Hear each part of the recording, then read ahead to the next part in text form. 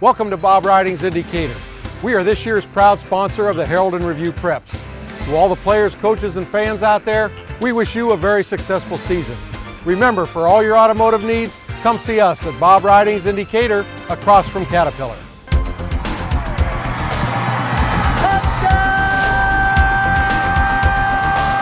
Hello and welcome to the first Preps preview of the year. It's a big time. We've been off for a couple months, but I think we're both pretty jacked up, ready to go. Football season just a couple days away.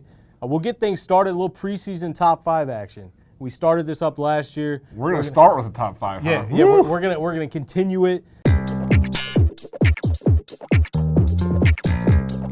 So Justin, let's hear it. Let's see who you think best 5 teams in the area right now. All right, I'm going to start at number 5.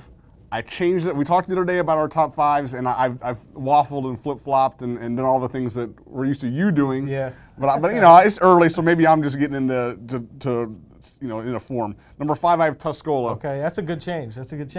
You know, I think a lot of people are underestimating the Warriors this year. We'll talk a little bit more about that as we go on. Number 4, I have Mount Zion with, of course, Scott Davis taking over there, and still a ton of talent. They don't seem to ever run out of it at this point. Number 3, I have St. Teresa. New coach there as well, and Tim Briley, but you got to like what the Bulldogs have back this year. I think they might have as much talent back as they've had in a few years. Yeah, that still just doesn't sink in all the way. New coach, Scott Davis, Mount Zion, but we'll get used to it eventually. Right, and the talent's more in the line, which I think fits them well. Number 2, I have Moreau Forsyth. Of course, back-to-back runners-up finishes, and I don't see them dropping off too much. And number 1, I have Casey Westfield. They're going to be unbelievable this year. There were some coaches in their conference that picked them second to Marshall, but I don't see it. I think that they very well could be the Class 2A state champs this year. Justin's been talking up Casey for weeks now. I don't know. We'll see where I got him on my top 5 here. I got because that's the official list, right? Of course, that's what we go by here. Number 5, Tuscola checking in there. I'm going to talk more about the Warriors. Got to be in the top 5 in my opinion.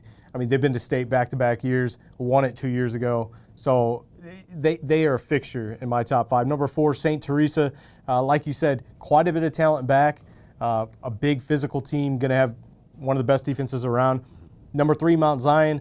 It's kind of tough with them being such a bigger school than some of the other ones up top of the list, but they reload every year. Scott Davis is going to kind of have them with a new attitude, I think. More physical, more fierce than in years past, and they've been pretty physical and pretty fierce. Exactly. So just kind of up the ante there a little bit.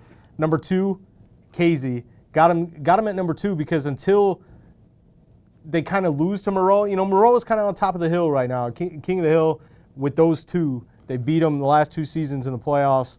So while it looks like Casey's going to be very good, they've got size and skill, I'm going to keep the Trojans there at number 1. You know, Moreau beat him with a couple of big plays last year, and with Joe Hockaday and Gary Scott. Those guys are gone. They're going to have to find some new guys to make big plays if they want to beat Casey. Of course, that's a long way from now if those 2 teams were to meet. So we're talking 2.5, 3 months right now. But Jostis always does that. Yeah. I mean, he always finds guys. Yeah, they always have someone. And right now it might be a freshman Hockaday, which you'll hear all about, I'm sure, as the season goes along. Looking at this week's slate, some big games. I mean, the past couple of seasons, unfortunately, the headlines just haven't been that big going into week 1. Totally different this year. What game are you looking forward to? Ton of big games. The one I'm looking forward to most is, of course, the one I'm going to, which is St.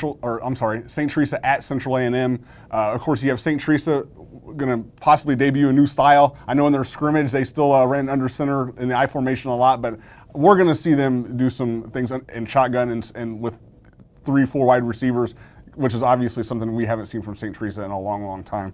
And then Central A&M has pretty much a whole new cast this year. I think that we thought maybe they were going to be a little down, but then during the preseason we were a little higher on them than we were. With definitely. Curtis Ramsey at quarterback, they still have. I know they have a little work on the line to do, but they still have a lot of athletes there, and that's just gonna. I just can't wait to see what St. Teresa is gonna bring though offensively and defensively. Just gonna be a little different and fun to see. Yeah, there's a lot of newness just with everything, and that's kind of what is so big about my game, outside of just the huge clash between Muhammad Seymour at Mount Zion. Mount Zion went on the road and lost there last year. I think an interception by Jack McIntosh in Muhammad's territory kind of cost him that game. Yeah. But, Mount Zion's looking for revenge. It's just a huge showdown between the two teams, kind of a rivalry born over these last couple seasons. But the big thing is who's going to line up at quarterback? We don't know. Is it going to be Nick Stroud? Is it going to be Lucas Volpe? I've heard maybe Volpe kind of has the edge, but Scott Davis hasn't even made that official. So first snap on offense, what's that going to look like? And how many carries is Grant Naylor going to get? Yeah. How big of a beast is this kid going to be for Scott Davis? He's a horse that he's going to ride a ton. And, Naylor's probably going to have a 1,500-yard season somewhere in that neighborhood. So, and who wins the game? I mean, this might be one of two games that separates Mount Zion between an undefeated season and not. So if they can win this and set up some real good momentum for a possible fourth straight undefeated season in the Apollo, that would be huge. Yeah, and in 4A, you got to get every win if you want, to go farther in the playoffs, just because you're going to get tough matchups. 1-2 losses, you're going to get those tough matchups earlier. Second round, exactly. Like that, yeah. And another interesting thing about this game is that, of course, there was some Twitter talk from a Muhammad Seymour player, and I don't know if Mount Zion players have seen that or not, but I'm sure that's got around the Mount Zion group. Definitely, it just kind of they've seen highlights on TV and just saying, they don't have anything we don't have. Yeah. And obviously, in Mount Zion, they think they do. So that'll be interesting to see how that plays out.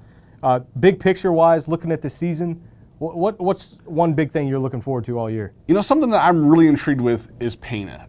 There's a team that, was sort of a middle-of-the-road team before Al Stupek took over, made the playoffs here and there. Since Stupek's been there, they've gotten better every year, and they've done it by completely reloading. Mm-hmm. This year, again, they lost the three-headed monster from last year. They lost a great lineman in Nick Spracklin. Yep. And, a lot of teams are underestimating them. A lot of the coaches from the South Central Conference are not voting them real high in their poll. And, at this point, you kind of feel like you got to start believing in Al Stupek and Pana. And I'm intrigued to see if they can indeed, again, reload. Yeah, they lost more than 2,000 yards rushing with that three-headed monster. And I'm a believer in Al Stupek at this point. I know he's done it for 3 straight years, just kind of that reloading. So that'll be fun to see. I've fully hopped on the Tuscola bandwagon. I'm excited to see the Warriors prove people wrong. And we both had them number 5 in our top 5. And they're preseason number 2 in the AP poll that just came out. So obviously the media is kind of believing in them to do some damage. But I think fans in the O-Call expect them to kind of take a step back, and some of the coaches too. Yeah, they're second in the AP poll, but they're third. They're picked for third, right, in the O-Call Blue. So, yeah, that shocked me a little bit. To me, I believe if my numbers are correct, they have 17 straight playoff appearances. They have been in the state championship 2 years in a row. 4 out of the last 5. 4 of the last 5. They lose a lot, no doubt about it. But man, and you talk about Philip Meyer, TJ Onstadt. A couple of guys that maybe were not in the mix as big last year because of Shelmadine and Pat Yoakum are Jimmy Knight and Dylan Hull. Mm-hmm. Man, they reload. There's no question. And there are teams that will go a decade without having players as good as Philip Meyer and TJ Onstadt. So I don't see a big drop-off either. That's exactly right. Philip Meyer, to me, is probably the second best quarterback in the league, maybe third best. He's in the top 3. He's that dual threat, pass, run, combo. He's just a leader. He led him to a state title as a sophomore, so I'm excited to see them just kind of roll through the O-Call like they have the past couple of years as we get going here. But we got tons of stuff online. Basically, Preps Football headquarters. We got Pick'em is launched. Game Central blogs are up there. We've been tweeting a Twitter handle at HR Preps. We've been tweeting all week long when we talk to coaches, just tidbits. And then on Friday nights, we tweet scores from tons of different games that we hear, scores from radio and et cetera, and just kind of big plays. So make sure, if you're not following us on Twitter, you need to be following us on Twitter. You're missing out. I know a lot of people are slow to kind of get into the social media arenas, but Twitter is a must for any sports fan, I think. Big time. Make sure you continue to check us out on hrpreps.com. We'll see you next week.